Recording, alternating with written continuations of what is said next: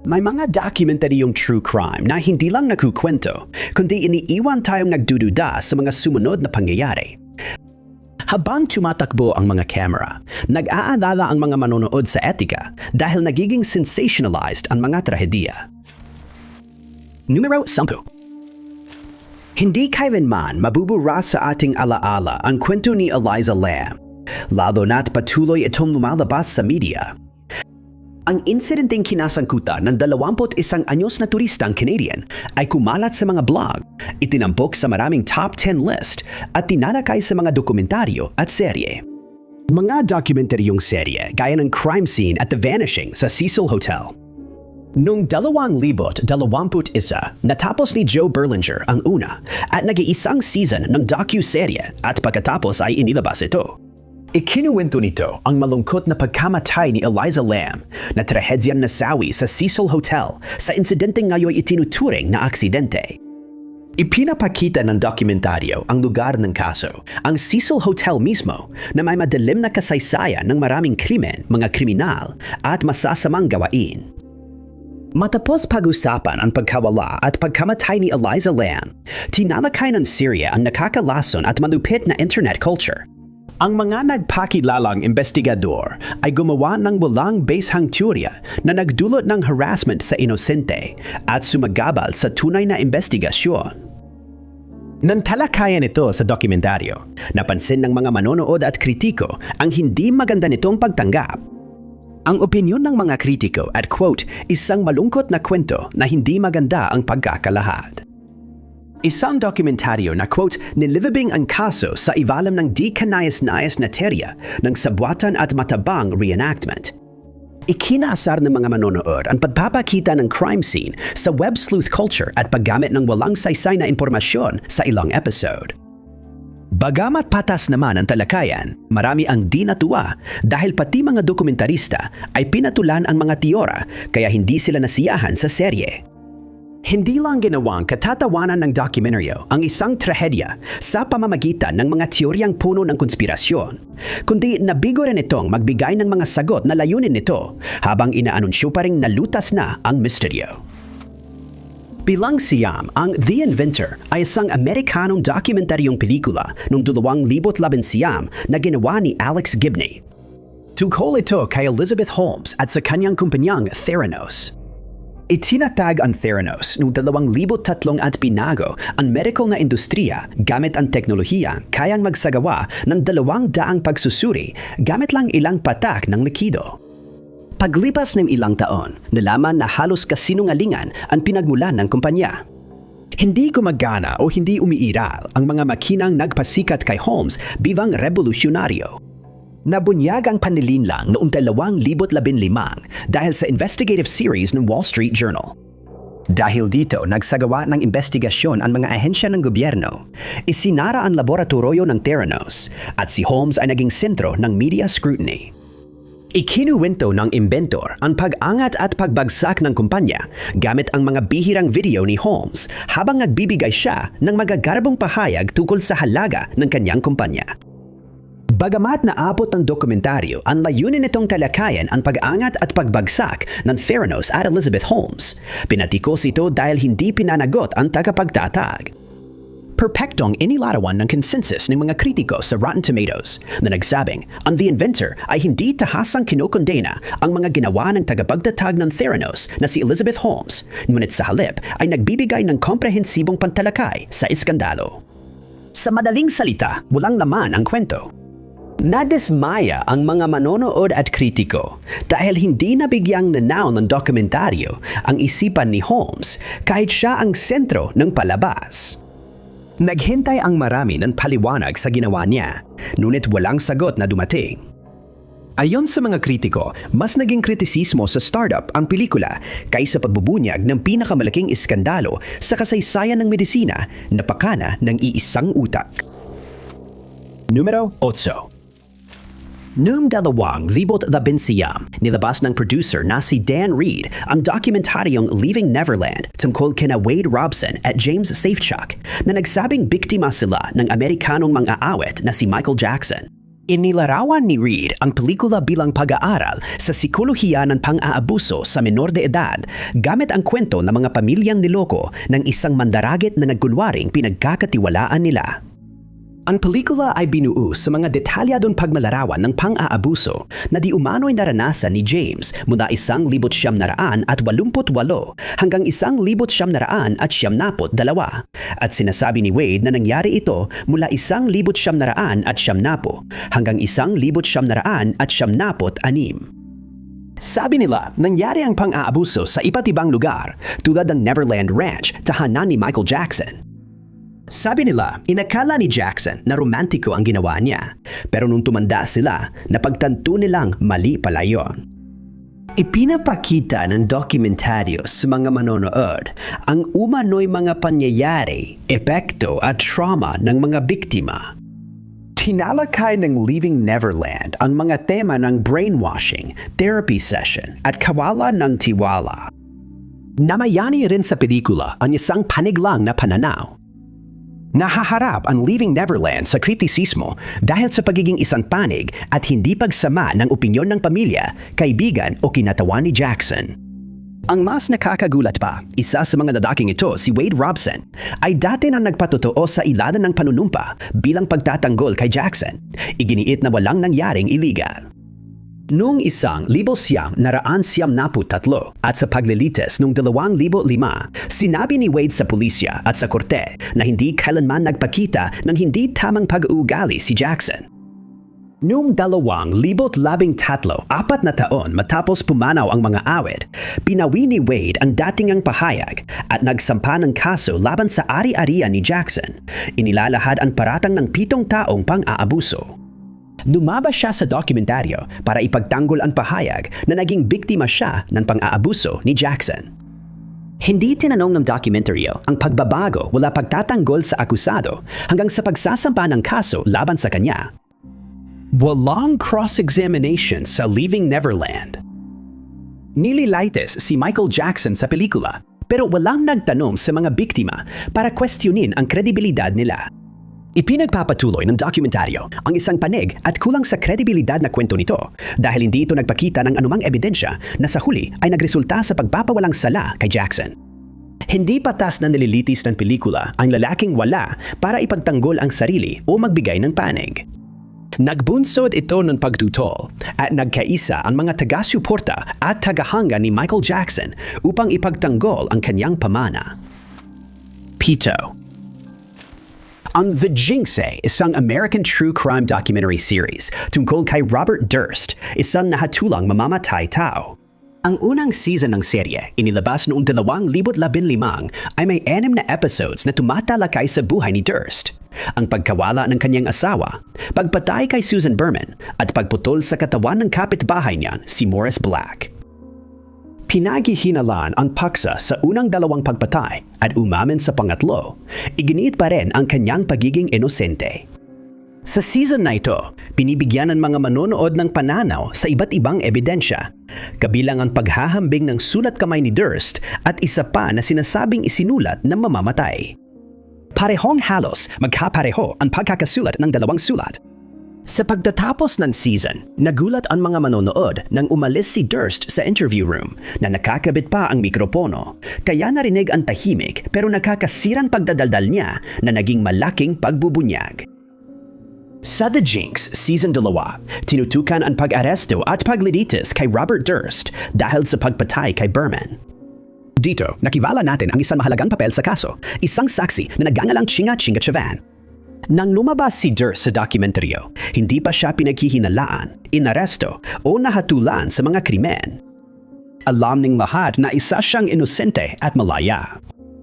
Habang tumatagal ang serye ng dokumentaryo ng HBO, unti-unting lumalabas ang mas marami pang ebidensya na nagpapakita na si Durst ay hindi ganoon ka-inosente gaya ng iniisip ng lahat noon. At alam ito ng mga gumagawa ng dokumentaryo at mga mamamahayag. Dahil dito, masusing sinuri ang The Jinx at ang mga gumawa nito sina Andrew Jarecki, Zach Stewart Ponte at Mark Smerle. Dahil sa ethical na batikos mula sa manonood at matinding pagsusuri ng mga opisyal ng batas dahil sa pag-aantala ng pagsusumite ng mahalagang ebidensya. Kasama sa ebidensya ang hot mic na pag-amin sa banyo at mga sample ng sulat kamay na magpapatunay na si Durst ang responsibale sa krimen. Natuklasan ng mga gumagawa ng pelikula ang audio noong Hunyo 2014 taon matapos ang orihina na panaya. Itinago nila ang mahalagang impormasyon at sulat ng bangkay habang ine-edit pa ang natitirang bahagi ng pelikula at serye. Hindi nila agad isinuko ang impormasyong iyon sa mga autoridad hanggang unang bahagi ng 2015 bago pa ipalabas ang huling episode na nagdagdag ng drama sa nakatagtang paglabas ng expose. Numero 6. Ang dokumentaryong serye sa TV na Making a Murderer, isinulat at idinirek ni Laura Riccardi at Moira Demos, ay tumalakay sa buhay ni Stephen Avery na maling nahatulan at nagsilbi ng 18 taon sa kulungan. Si Avery, lalaki mula Manitowoc County, Wisconsin, ay inakusahan ng pag-atake at tangkang pagpatay kay Penny Bernstein. Ang unang season ng true crime docuseries ay tumatalakay sa 1,987 ang pag-aresto, pagkakakulong, paglilinis ng pangalan at paglaya ni Avery. Ikinuwento rin dito ang sibil na kasong isinampa niya sa Manitowoc County. 2 taon matapos, ipinakita ng serye na muling inaresto si Avery dahil sa pagpatay kay Teresa Halbach noong 2005. Ipinakita sa mga huli episode ng unang season ang ikalawang serye ng mga pangyayari tulad ng pag-aresto, pag-usig at pagkakahatol kina Avery at pamangkin niyang si Brendan Dassey. Ang ikalawang season ng Making a Murderer ay tumutok sa mga pangyayari pagkatapos mahatulan ang magkamag-anak at sa kanilang pamilya. Tinukoy din dito ang investigasyon at natuklasan ng bagong abogado ni Avery na sumusuporta sa kanyang kawalang sala at iginiit na pinilit lang siyang umamin ng mga piskal. Paglabag sa kanyang konstitusyonal na karapatan. Pero tulad ng Leaving Neverland, ayon sa mga manonood, kritiko at legal na eksperto, labis na may kinikilingan ang balangkas ng serye. Sabi nila, ang Making a Murderer ay kampi kay Avery at naging isang panig na advocacy piece sa halip na obektibong pamamahayag. Kaya nabaliwala ang layunin ng dokumentaryo na magbigay ng impormasyon. Ipaalam sa publiko ang buong kwento. Ang serye ay iniiwasan ang mahahalagang ebidensya at minamanipula ang timeline na nagdudulot ng hinala sa maling gawain ng pulisya. Kabilang sa mahahalagang ebidensya ang mga ebidensya nagpaparatang, forensic at circumstantial na iniharap ng prosekusyon sa paglilitis, ebidensyang ballistic, DNA na nakita sa sasakyan ni Teresa Halbach, mga sinunog na gamit, mga tawag sa teleponong itinago ang pagkakakilanlan, paggamit ng alias at mga partikular na kahilingang ginawa ng depensa. Ang mga ito ay bahagyang tinalakay, minaliit, binago o inalis sa dokumentaryo para suportahan ang advokasyang naratibo. Dahil sadyang hindi isinama ng mga gumawa ng dokumentaryo ang pinakamalalakas na siyentipikong ebidensya ng prosekusyon, napaniwalaan ng dokumentaryo ang mga manonood na sinadya ng mga tagapagpatupad ng batas na ipahamak si Avery. Dahil sa galit ng publiko, nagkaroon ng online petisyon at banta laban sa mga investigador ng kaso. Dahil sa maling paglalarawan ng serye, nagkaroon ng kasong paninirang puri laban sa Netflix at mga gumawa ng pelikula. Isinampa ito ni Andrew Colbore, dating sergeant ng Manitowoc County at isa sa mga biktima. Nagulo ang buhay niya dahil sa palabas at pakiramdam niya parang nasa combat zone siya dahil sa reaksyon ng publiko. Numero 5. Mas maaga ngayong taon, naglabas ang Netflix ng isang true crime documentary na tinawag na The Crash. Isang impormatibong palabas na tumatalakay sa nakakabahalang mga pangyayari noong Hulyo ng 2022 kung saan sinadyang ibangga ng dalagitang si Mackenzie Shirilla ang kanyang sasakyan sa isang pader na gawa sa ladrilyo sa Ohio. Namatay sa aksidente ang nobyo ni Shirilla na si Dominic Russo at ang kaibigang si Davian Flanagan. Ang mga pangyayaring ito ay humantong sa pagkakakulong ni Shirilla dahil sa kasong pagpatay at siya ay hinatulan ng 2 habambuhay na pagkakakulong na may posibilidad ng parole matapos ang 15 taon.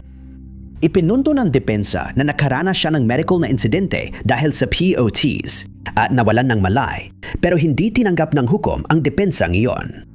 Pinatunayan ng video at kasaysayan ng alitan ang sinadyang paggawa at masamang hangarin. Inilalarawan ng aksidente ang trahedyang gabing pauwi sina Shirilla, Russo at Flanagan mula sa isang high school graduation party. Tinututukan ng pelikula ang pagsusuri ng nagbabagong pananaw kasama ang mga online na personalidad, panayam sa pamilya at unang panayam sa kulungan kay Shirilla. Bagamat na ipakita ng documentary ang iba't ibang pananaw at isipan ng taong nasa likod ng krimen, nagkulang ito dahil hindi isinama ang ilang mahalagang ebidensya, kaya't umani ito ng matinding pagsusuri at negatibong reaksyon, pati na rin ang paggawa ng mga top 10 list ng mga ebidensyang hindi naisama.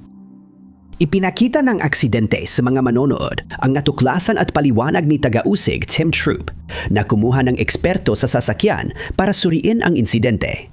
Habang tinatalakay ang teorya, hindi nasuri ng dokumentaryo ang posibilidad na hindi aksidente ang pangyayari. Sa katunayan, nag-aalok ito ng isang ganap na magkaibang salaysay kapalit ng konklusyon na nakabatay sa ebidensya. Ayon sa teorya, may nangyaalam sa sasakyan ni Shirilla. Sinasabi ng dokumentaryo na may nagputol ng kanyang preno pero wala namang ebidensya ang paratang na ito.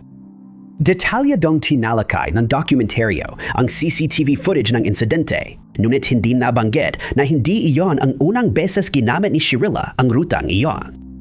Ayon sa alegasyon, ilang araw bago ang trahedya, nagmaneho siya sa hindi niya karaniwang daanan, kaya naniwala ang prosekisyon na ito'y isang pagsasanay at nagpapahiwatig ng pinagplanuhang krimen. Ngunit napansin din ng mga manonood na hindi rin nagdala ang aksidente ng totoong testimonya mula sa ibang tao sa buhay ng depensa maliban sa kanyang pinakamalapit na pamilya at pangunahing grupo ng mga kaibigan. Nadiskubre ng mga investigador na idol ni Shirilla si Regina George mula Mean Girls na kilala sa pagiging brusko at malupit. Sa halip, binibigyan diin ng dokumentaryo ang Draper at hindi maayos ang pagtrato sa pamilya ng mga biktima. Nagalit ang mga manonood sa mga pahayag ng magulang ni Shirilla na walang empatya sa pelikula. Nakitaan sila na tila pinapayagan ang asal ng anak nilang babae, pero sinabi ng ilang na interview na mas marami pa silang sinabi kaysa sa lumabas sa dokumentaryo. Sinangka ng pamilya at kaibigan na punan ang puwang na iniwan ng aksidente, pati paglilinaw sa pananagutan. Nagpahahayag ng pagkadismaya ang mga pamilya ng biktima dahil binigyan ng pelikula ng plataporma ang nagkasala at muling nagpasiklab ng drama sa social media kung saan marami ang dumedepensa kay Shirilla. Isang pamilya ang naglabas ng petisyon laban sa mga gumamit ng krimen para sa pansariling pakinabang. Bilang apat, si Jenny Popwell, isang manunulat at dokumentarista, ang nagdala sa atin ng American true crime documentary film na American Murder: The Family Next Door, na nakasentro sa 2018 Watts family homicides na naganap sa Frederick, Colorado. Ginamit ng pelikula ang social media posts, police records, home video at text messages para muling buuin ang mga pangyayari. Ang dokumentaryo ay parang found footage mystery tungkol kay Chris Watts na pumatay sa kanyang pamilya na isiniwala lang sa kalagitnaan ng palabas. Tumatanggap tayo ng pahayag mula sa pamilya, kaibigan at nasasaksihan ang mga text message. Ipinapakita ng dokumentaryo hindi lang ang lawak ng krimen, kundi pati ang iba't ibang teorya kung bakit ginawa ni Watts ang mga pagpatay. Sa loob ng isang buwan mula nang ilabas, napanood ang American Murder: The Family Next Door ng halos 52 milyong kabahayan, kaya naging pinakapinapanood na pelikula sa Netflix noon.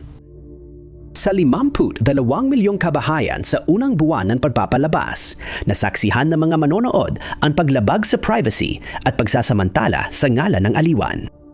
Ang pelikula ay nakatanggap ng matinding batikos dahil sa pagiging voyeuristic nito at sa walang pinipiling, labis na personal na mga elemento. Naiwang hindi komportable ang mga manonood matapos masaksihan ang paglabag sa privacy ng inilantad ng dokumentaryo ang mga pribadong text message sa pagitan ng salarin at ng kanyang asawa. Kasama sa mga mensahe ang pribadong usapan ng mag-asawa at masisilang palitan kung saan isa ay magiging biktima ng pamamaslang sa pamilya. Sinusuri at kinukwestiyon ng mga kritiko ang pagiging ethical ng pagbubunyag ng sensitibong detalye na mukhang hindi naman kailangan sa paksa. Nagbigay ng bagong kahulugan ang dokumentaryo sa salitang expose. Pinatikos ang pelikula dahil ginamit nito ang online na buhay ni Shannon Watts, isa sa mga biktima.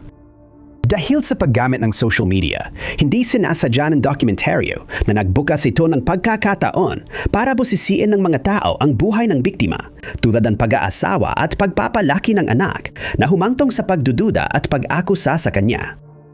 Pinuna ng mga kritiko ang paglabag sa ethical na hangganan para pagkakitaan ang nakakagambalang pangyayari.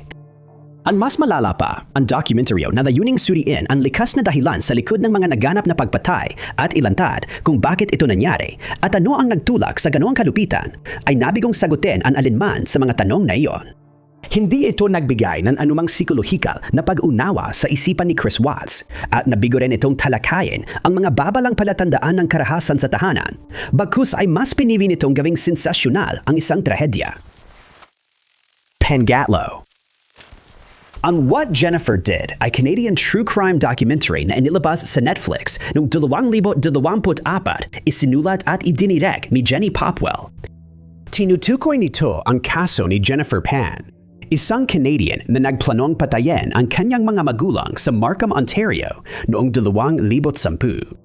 Nung taon na iyon, tumawag si Pan sa siyam na isang-isang para iudat na 3 armadong lalaki ang pumasok sa kanilang bahay. Pinatay ang kanyang inang si Beach Ha Pan at iniwang koma ang amang si Kue Han Pan. Habang isinasagawa ang investigasyon, naging mapagduda ang mga detective sa kwento ni Pan tungkol sa nangyari. Ipinakita ng mga tawag at usapan ang koneksyon kay Pan at sa mga salarin. 4 na taon matapos ang krimen, napatunayang guilty ang babae sa homicide at tangkang pagpatay sa ama niya. Pagkatapos nito, siya ay hinatulan ng habambuhay na pagkakakulong nang walang posibilidad ng parole sa loob ng 25 taon. Tinalakay ni Jennifer ang mga pangyayari at investigasyon sa krimen ng detalyado at sana naging patok ito sa mga mahilig sa totoong krimen kung hindi dahil sa AI kontrobersiya na nagdulot ng hindi pagkasiyahan. Habang tumatakbo ang pelikula, napansin ng ilang manonood ang kakaibang mga anomalya. Baluktot na muka, kakaibang tampok, at nawawalang daliri ang nagtulak sa mga manonood at kritiko na maniwalang gumamit ng artipisyal na intelihensiya ang gumawa nito. Kapansin-pansin ang mga halimbawa sa 28 minuto kung saan sunod-sunod na ipinakita ang larawan ng salarin. Ang mga larawan ay nagpapakita ng masayahing si Jennifer na inilarawang masigla, masaya, may kumpiyansa at totoo, habang tumutugtog ang malungkot na piano sa slideshow. Sa isang larawan, makikita si Pen na nakataas ang peace sign pero baluktot at di maintindihan ang mga daliri niya.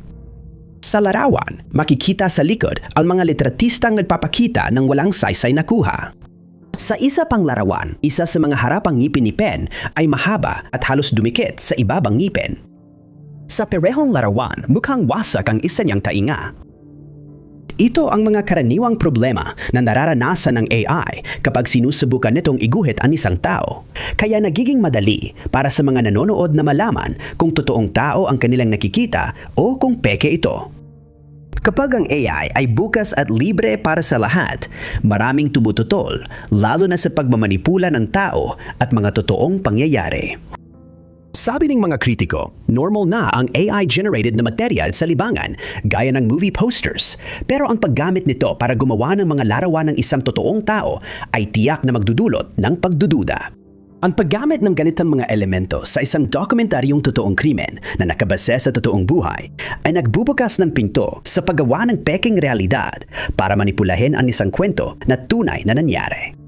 Parang pakikialam at muling padlika ng nakakabahalang pangyayari para lang malibang. Nadulot ng pagdududa sa katotohanan ng What Jennifer Did ang posibleng paggamit ng AI. Kinokondena ng mga mamamahayag ang teknolohiyang binabago ang visual na ebidensya na dapat ay dokumentaryo, hindi katang-isip.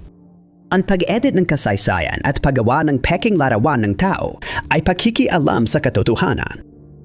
Itinanggi ng executive producer ng pelikula ang paggamit ng AI sa dokumentaryo at iginiit na resulta lang ng pag-e-edit ang nakikita ng mga manonood. Sabi niya, normal lang ang kakaibang itsura dahil sa enhancement at digital sharpening. Hindi pinaniwalaan ng mga kritiko at tinawag nilang iskandalo ang ganitong manipulasyon. Pangalawa. Si Sky Brogman ang direktor ng American true crime documentary na Dead Asleep tungkol sa kasong kakaiba ni Randy Herman Jr. Nahatulan si Herman ng homicide matapos umanong patayin ang kaibigan niya mula pagkabata at kasama niya sa tirahan na si Brooke Preston. Sinuri ng expose noong 2021 ang mga pangyayari at depensa ni Herman na iginiit ang pagiging inosente dahil naglalakad siya sa panaginip nang magawa ang krimen noong 2017. Tinitingnan ng pelikula kung posible ang bihirang sleepwalking defense. Nakabatay ito sa panayam sa mga legal team, pamilya ng biktima, mga eksperto sa pagtulog at kay Herman na nakakulong noon. Ipinunto ng mga abogado ni Herman na dumaranas ng parasomnia ang kanilang kliyente, isang malawak na kategorya ng iba't ibang karamdamang may kaugnayan sa pagtulog na nagdudulot ng hindi sinasadyang asal at paggalaw. Sabi ng mga abogado, walang naalala si Herman sa mga nangyari. Sobrang tutok ng pelikula sa depensang sleepwalking, kaya't parang OA na lang imbes na maging informative o palabas. Pero hindi lang ang pagtutok sa kita, kaysa etika ang nagdulot ng galit ng publiko, batikos at mababang review sa Rotten Tomatoes. Immoral ang hindi paggalang sa pahintulot ng pamilya ni Brooke Preston sa paggawa ng dokumentaryo. Sumanggi ang mga Preston na lumahok sa dokumentaryo nang malaman nilang nakiling ito pabor sa mamamatay tao at inilalarawan siya sa paraang kaawa-awa sa halip na panagutin sa kanyang mga ginawa. Hiniling ng pamilya ng biktima na huwag ipalabas ang dokumentaryo, kaya labis silang nabahala nang itinuloy ito ng mga producer. Kasama sa dokumentaryo ang lubang nakapanging ilabot ng mga recording, kabilang ang tawag sa mga serbisyong pang-emergency. Nang ipaalam ng detektive sa mga magulang ang trahedya, tinawag ng mga kritiko ang kakulangan ng empatiya na halimbawa ng hindi ethical na true crime at hayagang sinabi ng mga manonood na nakakadiri ang Dead Asleep. Nagpasimula na ang pamilya ng biktima ng isang petisyon na naglalayong pilitin ang Hulu na tanggalin ang dokumentaryo mula sa kanilang plataporma. Iginiit nilang inilabas ito nang walang kanilang pahintulot. Nagsimula rin ang ibang kamag-anak ng social media campaign para ipaalam na ginawa ang pelikula ng walang pahintulot nila. Sa katunayan, ginawa ito kaya na iginiit ng pamilya na hindi ito dapat gawin. Natuklasan ng mga manonood na ang Dead Asleep ay hindi informatibo tungkol sa kaso, kundi pagsasamantala sa biktima at ginamit na clickbait ang pagpatay. Numero 1.